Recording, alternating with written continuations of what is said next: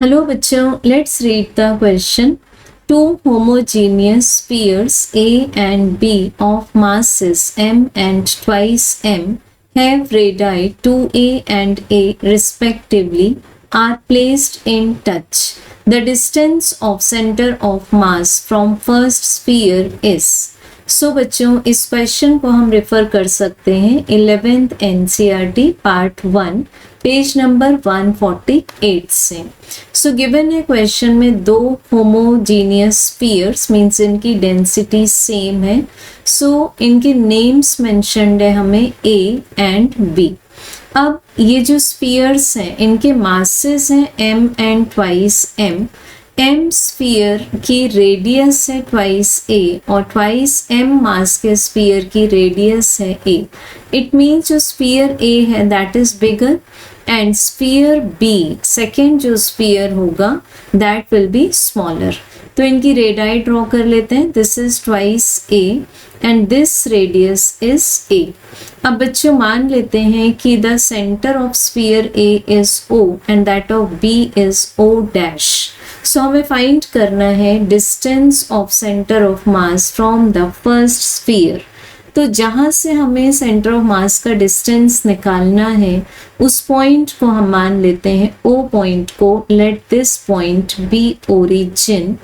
This is 0,0. इसका x coordinate भी 0 है एंड मान लेते हैं कि ये जो पूरी लाइन है joining the centres of two sphere this lies on x axis and the y coordinate is also 0 for the origin, जबकि हमें y कोऑर्डिनेट की यहाँ जरूरत नहीं है.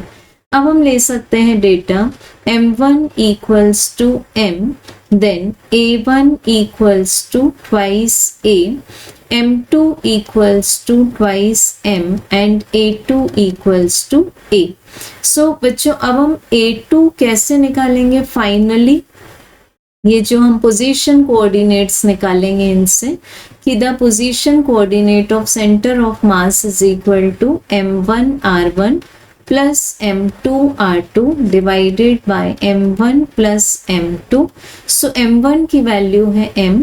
r1 मीन्स ये जो स्फीयर A है इसका सेंटर फ्रॉम सेंटर ऑफ मास तो दैट इज 0 क्योंकि इसका सेंटर इटसेल्फ ओरिजिन पर सिचुएटेड है. प्लस m2 की वैल्यू है ट्वाइस ऑफ m और B का सेंटर ओरिजिन से कितना डिस्टेंस पर है twice A plus a. It means thrice a और डिनोमिनेटर में आ जाएगा m plus twice m.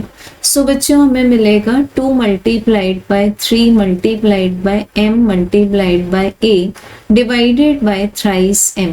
3m will cancel. हमें द पोजीशन वेक्टर ऑफ और the position coordinate of centre of mass मिल जाएगा ट्वाइस ऑफ a.